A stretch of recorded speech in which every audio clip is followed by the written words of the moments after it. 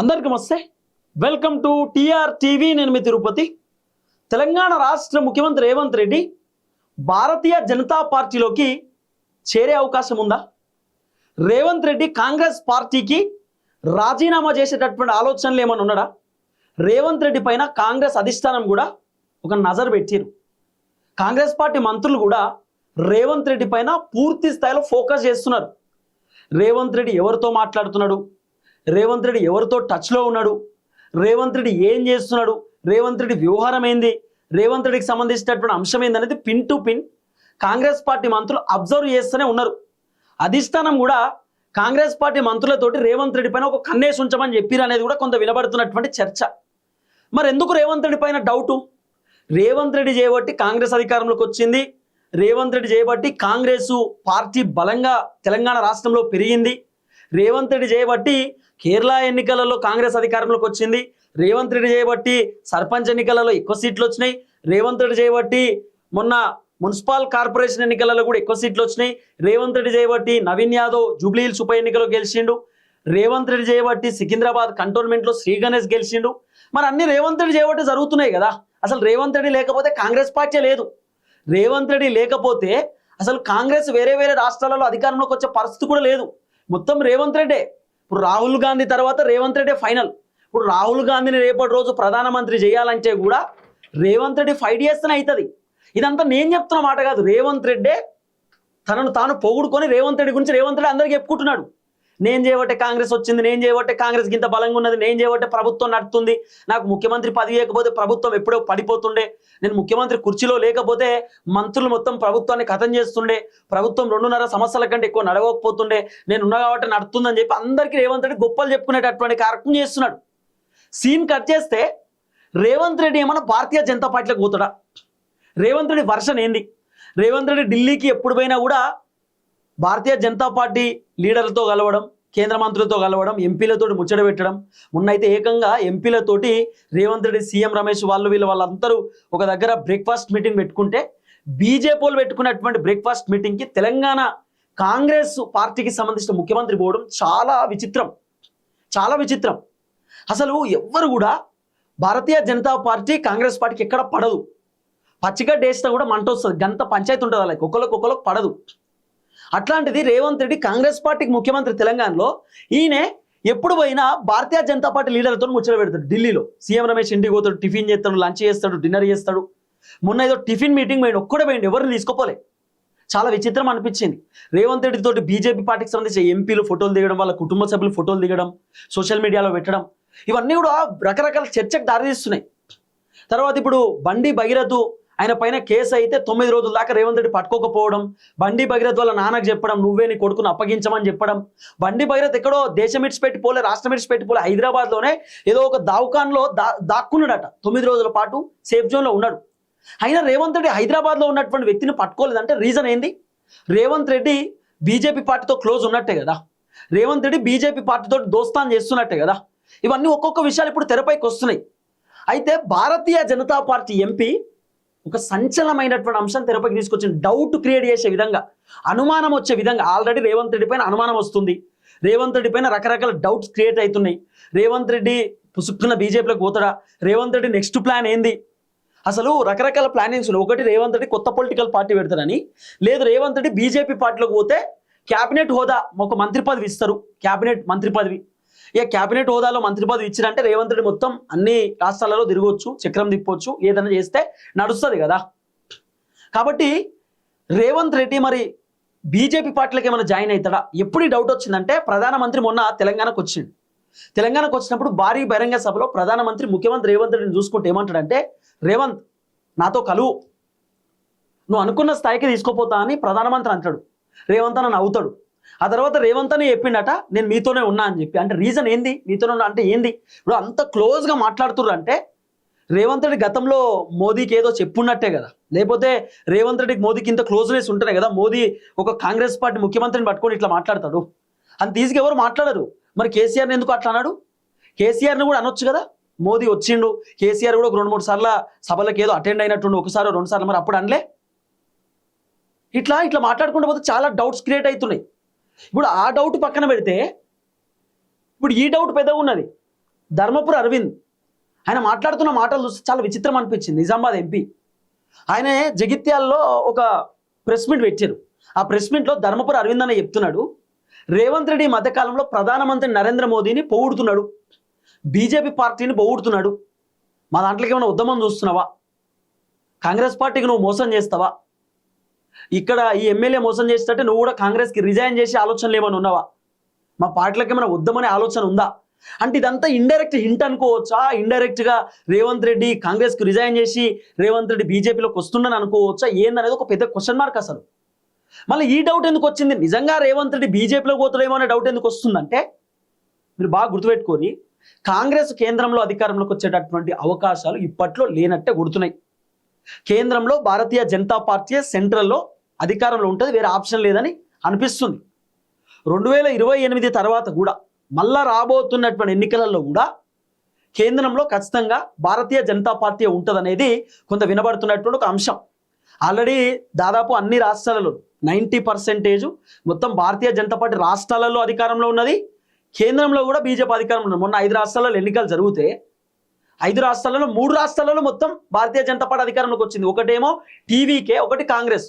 మిగతా 3 రాష్ట్రాలలో, బెంగాల్లో కూడా భారతీయ జనతా పార్టీ అధికారంలోకి వచ్చింది, పాండిచ్చేరిలో వచ్చింది, అస్సాంలో వచ్చింది. అంటే దీన్ని బట్టి చూస్తే ఏమర్థమైంది మనకి? భారతీయ జనతా పార్టీ రోజు రోజు గ్రాఫ్ పెరుగుతుంది. దీన్ని బట్టి చూస్తే 2028 తర్వాత భారతీయ జనతా పార్టీ తెలంగాణలో అధికారంలోకి వచ్చి ఆశ్చర్యపోవాల్సిన అవసరం లేదు, సెంట్రల్లో మళ్ళీ అధికారంలోకి వచ్చి ఆశ్చర్యపోవాల్సిన అవసరం లేదు. కాబట్టి రేవంత్ రెడ్డి ఏమైనా బీజేపీలో దుర్దమనే ఆలోచనలు ఏమైనా ఉన్నాడా? అసలు ఏంది? ఇప్పుడు 2 ఆప్షన్స్ ఉంటాయి. ఒకటి, తెలంగాణలో బీజేపీ అధికారంలో ఉంటే, సెంట్రల్లో బీజేపీ అధికారంలో ఉంటే తెలంగాణలో ముఖ్యమంత్రి ఏం చేసినా నడుస్తుంది. ఎందుకంటే సెంట్రల్ సపోర్టు, ఇక్కడ స్టేట్ సపోర్ట్, ఏం చేసినా నడుస్తుంది. తర్వాత సెంట్రల్ నుండి ఫండ్స్ వస్తాయి, రాష్ట్రాన్ని కూడా మంచిగా డెవలప్మెంట్ చేసుకోవచ్చు, ఇవన్నీ ఉంటాయి. మరి ఇప్పుడు రేవంత్ రెడ్డి కాంగ్రెస్ పార్టీకి సంబంధించిన ముఖ్యమంత్రి, ఢిల్లీ ఎట్లా చెప్తే రేవంత్ రెడ్డి అట్లా వినాలి. మళ్ళీ ఇక్కడ తెలంగాణలో ఒక పార్టీ అధికారంలో ఉంది, సెంట్రల్లో ఇంకో పార్టీ అధికారంలో ఉంది. సెంట్రల్ నుండి ఫండ్ రావాలంటే రేవంత్ రెడ్డి అందరితో కలిసి ఉండాల్సింది, వేరే ఆప్షన్ లేదు. కానీ అనుమానాలు క్రియేట్ అవుతున్నాయి. రేవంత్ రెడ్డి మొన్న వేటివ్ న్యూస్కి సంబంధించిన ఒక ప్రోగ్రాంలో చెప్తున్నాడు, 2034 తర్వాత నేను రాష్ట్ర రాజకీయాలు చేయను, రాష్ట్ర రాజకీయాలకు బ్రేక్ ఇస్తా. అంటే తెలంగాణ రాజకీయాలకు రాజీనామా, దేశ రాజకీయాలు చేస్తా, జాతీయ రాజకీయాలు చేస్తా, సెంట్రల్ లెవెల్కి పోతా అని చెప్పి రేవంత్ రెడ్డి చెప్తున్నమాట. అంటే దీన్ని బట్టి చూస్తే ఏమర్థమవుతుంది? ఇప్పుడు జాతీయ రాజకీయాలు చేయాలి, దేశ రాజకీయాలు చేయాలంటే కాంగ్రెస్ పార్టీలు ఇప్పుడున్న పరిస్థితుల్లో వర్కౌట్ అయ్యే అవకాశం లేదు. కాంగ్రెస్ పార్టీ కేంద్రంలో అధికారంలోకి వచ్చేటటువంటి పరిస్థితులు చాలా తక్కువ ఉన్నాయి. భారతీయ జనతా పార్టీ రోజు రోజుకి ఇంకా గ్రాఫ్ పెరుగుతున్నది. మళ్ళీ బీజేపీ సెంట్రల్లో వస్తుంది అనేటటువంటి ఒక చర్చ కూడా బలంగా నడుస్తున్నది. ఈ టైంలో మరి రేవంత్ రెడ్డి నేను జాతీయ రాజకీయాలు చేస్తా అంటే ఏంది, అర్థం ఏంది? రేవంత్ రెడ్డి ఏమైనా బీజేపీకి పోతాడా? మరి సెంట్రల్లో రాజకీయాలు చేయాలంటే బీజేపీ ఆప్షన్ ఉన్నది, ఇప్పుడు కాంగ్రెస్ ఆప్షన్ ఉంది. కానీ కాంగ్రెస్ అంత ఈజీగా కేంద్ర రాజకీయాలు, పెద్ద రాజకీయాలు అంటే అంత యాక్సెప్ట్ చేయకపోవచ్చు. మరి బీజేపీలో తప్ప ఇప్పుడు వేరే ఆప్షన్ కనబడతలేదు. ఇప్పుడు బండి సంజయ్ కూడా ఒక కేంద్ర మంత్రి పదవి అంటే మామూలు విషయమా? కేంద్ర మంత్రి అంటే మొత్తం ఇక్కడన్నా తిరగవచ్చు తెలంగాణలో. కాబట్టి ఇప్పుడు బీజేపీ నుండి బండి సంజయ్ అయినా లేకపోతే కిషన్ రెడ్డి అయినా దేశ రాజకీయాలు చేస్తున్నట్టు వాళ్ళంతా, వాళ్ళకి కీలకమైన పదవులు వచ్చినాయి కాబట్టి. సో రేవంత్ రెడ్డి కూడా అట్లా, ఇప్పుడు రేవంత్ రెడ్డి డైరెక్ట్ నేను జాతీయ రాజకీయాలు చేస్తా, నేను దేశంలో రాజకీయం చేస్తా అంటే యాక్సెప్టబుల్ కాదు కదా. డైరెక్ట్ బయటకు వచ్చి నేను ఏదో చేస్తా అంటే నడుస్తుందా? కేసీఆర్ కూడా బీఆర్ఎస్ పార్టీ పెట్టిండు, పెద్ద పార్టీ అన్నాడు, అన్ని రాష్ట్రాలలో పార్టీ, దేశ రాజకీయాలు అన్నాడు, జాతీయ రాజకీయాలని. బీఆర్ఎస్ పార్టీ తెలంగాణలో ఓడిపోయినటువంటి సంగతి మనం చూసినాం. కేసీఆర్ తెలంగాణలో తప్ప వేరే రాష్ట్రంలో పోటీ చేయలేకపోయిండు, ఇవన్నీ మనం చూసినాం. సో ఇప్పుడు రేవంత్ రెడ్డి మరి జాతీయ రాజకీయాలు లేకపోతే దేశ రాజకీయాలు చేయాలంటే రేవంత్ రెడ్డి ఎట్లా దేశ రాజకీయాలు చేస్తాడు, ఏ విధంగా బయటకు వస్తుంది అనేది కూడా ఈ వీడియోలో చాలా క్లియర్గా చెప్తా. అంతకంటే ముందు ధర్మపురి అరవింద్ అన్న మాట్లాడే మాటలు మీరు విన్నారు. ఇక్కడే ఒక డౌట్ క్రియేట్ అవుతుంది, రేవంత్ రెడ్డి బీజేపీ పోతాడా, రేవంత్ రెడ్డి కాంగ్రెస్కి రాజీనామా చేయడానికి సిద్ధంగా ఉన్నాడా, అసలు ఏం జరుగుతుంది అనేది ఫస్ట్ వీడియో అయితే వినోరు. ఆల్రెడీ వెనకబడి ఉన్నాము. కేంద్రీయ విద్యాలయంలో బొచ్చడు పైసలు ఉంటాయి కేంద్ర ప్రభుత్వంలో. ఈ బిచ్చగాడు రేవంత్ పోయి అడుక్కుంటా ఉంటాడు మోదీ గారి దగ్గర. ఆర్ఎస్ఎస్ లో మాకు నేర్పిస్తారు, మేము జాయిన్ కాగానే రాజకీయాలు, దేశం మొదలు, తర్వాత ప్రజలు, తర్వాత దళము అంటే బీజేపీ మాకు, 4వది మన సొంత కుటుంబం కానీ మన ఆ డైలాగులు కొడుతు రేవంత్ ఎవరు ఇంప్రెస్ చేయనీకి. మోదీ గారిని ఎందుకు అంతగానో ఇంప్రెస్ చేస్తున్నావు?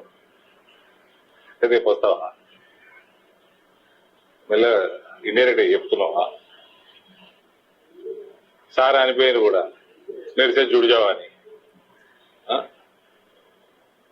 ఈయనేమో దేశం ముందు, ప్రజలు నెక్స్ట్, దళం తర్వాత. అంటే ఏంది? కాంగ్రెస్ మోసం చేస్తావా? మీ ఎమ్మెల్యే ఇక్కడ ఎమ్మెల్యే టీఆర్ఎస్ మోసం చేసినట్టు.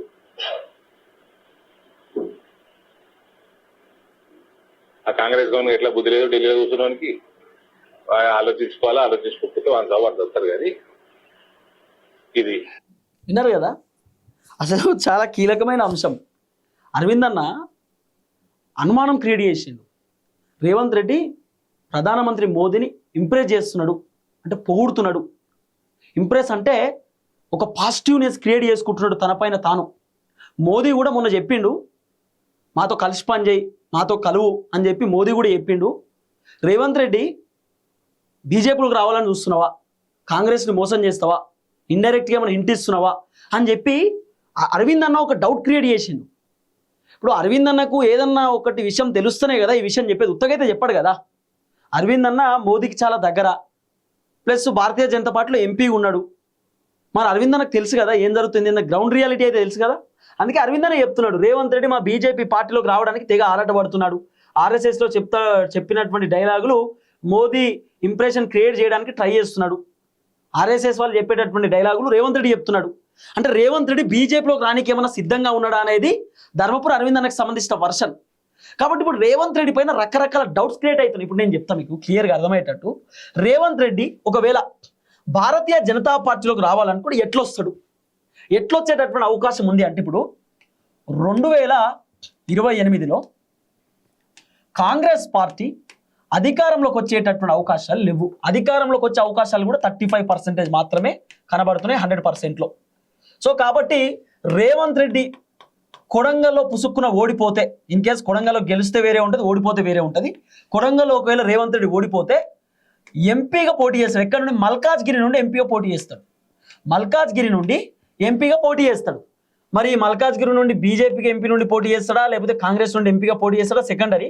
ఇన్ కేస్ కాంగ్రెస్ నుండి రేవంత్ రెడ్డి మల్కాజ్గిరి నుండి పోటీ చేసి మల్కాజ్గిరి నుండి గెలిచిండు అనుకో రేవంత్ రెడ్డి, అప్పుడు కాంగ్రెస్ నుండి ఎంపీగా పోటీ చేసినా కూడా రేవంత్ రెడ్డి భారతీయ జనతా పార్టీలోకి జాయిన్ అయినా కూడా ఆశ్చర్యపోవాల్సినటువంటి అవసరం లేదనేది వినబడుతున్న చర్చ. ఒకవేళ రేవంత్ రెడ్డి మల్కాజ్గిరి నుండి పోటీ చేసి భారతీయ జనతా పార్టీలోకి జాయిన్ అయితే రేవంత్ రెడ్డికి సెంట్రల్ మినిస్టర్ పదవి ఇచ్చే అవకాశాలు ఉండొచ్చు. రేపటి రోజు రేవంత్ రెడ్డి ఎంపీగా గెలిస్తే కాంగ్రెస్ నుండి పోటీ చేసి ఒకవేళ బీజేపీలోకి వస్తే రేవంత్ రెడ్డికి సెంట్రల్ మినిస్టర్ పోస్ట్ ఇస్తే అప్పుడు రేవంత్ రెడ్డికి సెంట్రల్ మినిస్టర్ ఇచ్చినట్టే జాతీయ రాజకీయాలు అన్నట్టే కదా, దేశ రాజకీయాలు అన్నట్టే.